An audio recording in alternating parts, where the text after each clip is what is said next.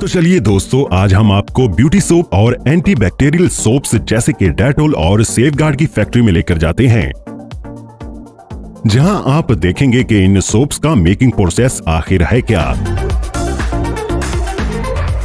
कि सच में काफी हद तक आपके नॉलेज को बढ़ाने वाली हैं। तो इस वीडियो को शुरू से लेकर एंड तक पूरा जरूर देखिएगा ताकि आप कोई भी जरूरी मालूमात मिस ना कर दें।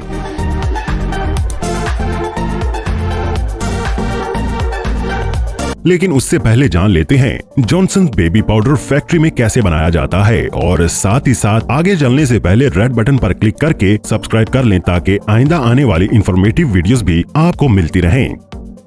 जॉनसन बेबी पाउडर दुनिया भर में बच्चों की स्किन को सॉफ्ट और अच्छा बनाने के लिए इस्तेमाल तो होता ही है, लेकिन क्या आपके इल्म में है कि इसे बनाने के लिए किन किन इंग्रेडिएंट्स की जरूरत पड़ती है?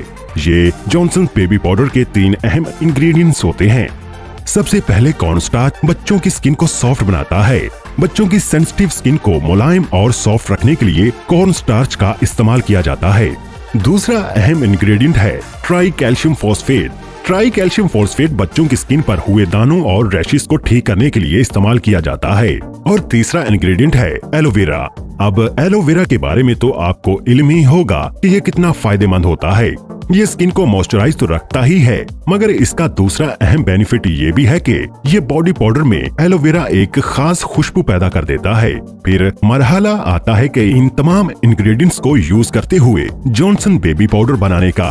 तो इस मकसद के लिए सबसे पहले तमाम वर्कर्स अपने वर्क स्टेशन पर जाने से पहले जूते और कपड़े चेंज करते हैं और खास किस्म के मास्क पहनकर अपने हाथों को अच्छी तरह से धोकर सैनिटाइज करते हैं। उसके बाद मुंह पर मास्क, हाथों में दस्ताने और बालों को भी अच्छी तरह से कवर किया जाता है। और फिर बेबी पाउडर को तैयार करने के लिए पानी को अच्छी तरह से प्यूरिफाई किया जाता है। फिर एक खास मिक्सिंग मशीन में ये प्यूरिफाइड वाटर और तमाम इंग्रेडिएंट्स डाल दिए जाते हैं, और इस पानी के साथ ये मशीन तमाम इंग्रेडिएंट्स को अच्छी तरह से मिक्स कर देती है।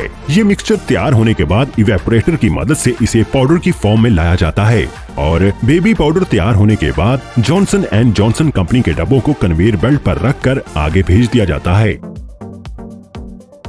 यहाँ पर ये मशीन इन डब्बों में पाउडर को इस तरीके से भरती है कि पाउडर जरा सा भी जाया नहीं होता।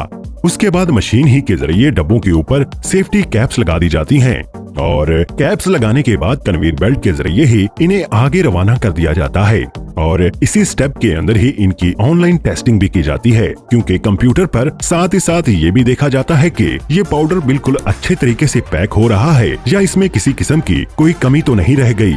इस कंप्यूटर टेस्ट में पास हो जाने के बाद तमाम पाउडर को मशीन ही के जरिए पैकिंग में डालकर आगे रवाना कर दिया जाता है, जहां से वर्कर्स मैनुअली इसे मुख्तलिफ क्वार्टर्स में भरकर मार्केट में सप्लाई कर देते हैं। लेकिन दोस्तों, आखिर में सबसे अहम बात ये है कि जब भी आप जॉनसन एंड जॉनसन या फिर किसी भी बेबी पाउडर को बच्चों को लगा रहे हों, तो कोशिश कीजिए कि ये उड़कर बच्चों के मुंह में न जाने पाए, क्योंकि मेडिकल रिसर्च ये बताती है कि इन बेबी पाउडर्स के अंदर मौजूद मैग्नीशियम सिलिकेट अगर बच्चों के मुंह में चला जाता है तो, और अक्सर ऐसा होता है, तो फिर ये कैंसर की वजह भी बन सकते हैं। इसलिए कोशिश कीजिए कि जब भी बेबी पाउडर अप्लाई करें तो इंतहाई एहतियात के साथ लगाएं। तो चलिए दोस्तों, अब जानते हैं कि फैक्ट्री में साबुन को कैसे बनाया जाता है।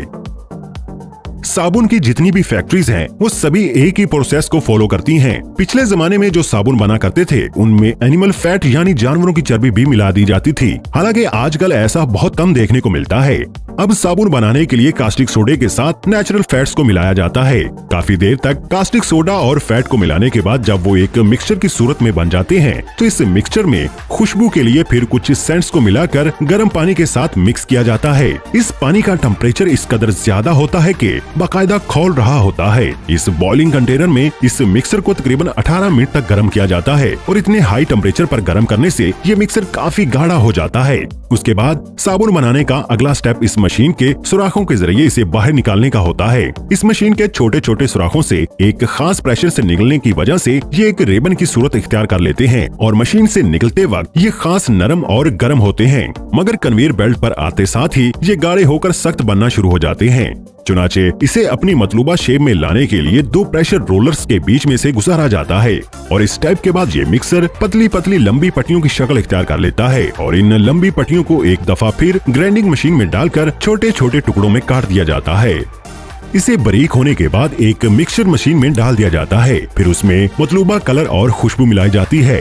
याद रखिएगा कि कलर और खुशबू मिलाने का यही वो स्टेप है जो हर साबुन को अलग-अलग ब्रांड की शक्ल देता है, क्योंकि इससे पहले सभी एक ही तरह के स्टेप फॉलो कर रहे होते हैं। कलर और सेंटेड ऑयल यानी खुशबू मिलाने के बाद इसे 15 मिनट तक इस बड़े से मिक्सिंग टब में एक मिक्सर की सूरत में तैयार किया जाता है। और one of the final step में आता है कि इस मिक्सर को एक बड़ी सी डाई में डाल दिया जाता है, जो इसे साबुन की लंबी लंबी पट्टियों की सूरत में बाहर निकालती है। अब इसके बाद एक ऑटोमेटिक कटर इन सोप्स की लंबी लंबी पट्टियों को छोटे छोटे हिस्सों में काट देता है। और यकीनन इस सोप कटिंग मशीन ने कंपनीज का काम काफी तेज और आसान भी कर दिया है, क्योंकि इससे कबल साबुन के तैयारशुदा मिक्सचर को फ्लोर पर बिछा दिया जाता था और इंसान इसे अपने पैरों की मदद से काटा करते थे। अब जाहिर सी बात है, मैनुअली इसे काटने से ये टेढ़ा मेढ़ा ही कटता होगा।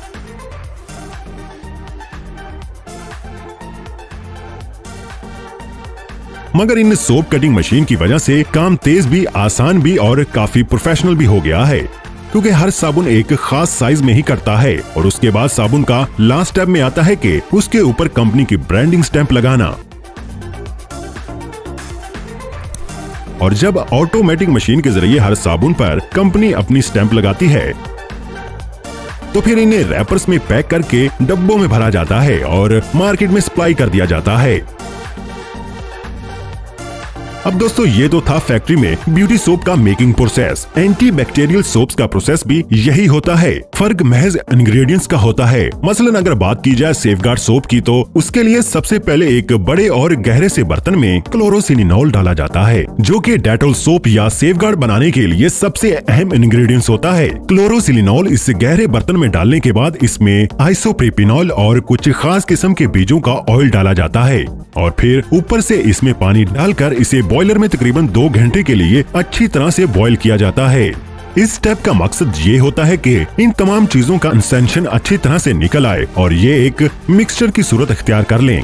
इस स्टेप के बाद ये मिक्सचर, जो जरा सा लिक्विड की शक्ल में होता है, पाइप्स के जरिए एक कन्वेयर बेल्ट पर डाल दिया जाता है और थोड़ी ही देर में ये ठंडा होकर सख्त हो जाता है। फिर इसको 2 रोलर्स के बीच में से गुजारा जाता है और अगले तमाम मरहाइल आम सोप बनाने की तरह ही फॉलो किए जाते हैं। पहले लंबी लंबी और पतली लेयर्स निकाली जाती हैं, फिर एक ब्लेंडर के जरिए इन पतली पतली लेयर्स को काट लिया जाता है और पूरी तरह से क्रश करके एक बड़े से कंटेनर में पहुंचाया जाता है, जहां पर कंटेनर में सेफगार्ड साबुन को इसका खास रंग और खुशबू देने के लिए एलोवेरा फ्रेग्रेंस को भी ऐड किया जाता है। और जब सेफगार्ड सोप का मतलूबा मिक्सचर तैयार हो जाता है, तो इसमें रंग और खुशबू आ जाती है। तो फिर एक खास प्रेशर के जरिए इसे लंबी लंबी सोप की लेयर्स की सूरत में निकाला जाता है और फिर सोप कटिंग मशीन इसे स्टैंडर्ड साइज के मुताबिक काट लेती है, जिसके बाद आखिर में कंपनीज अपने अपने नाम की मोहर लगाती हैं, जैसे कि सेफगार्ड या डेटॉल।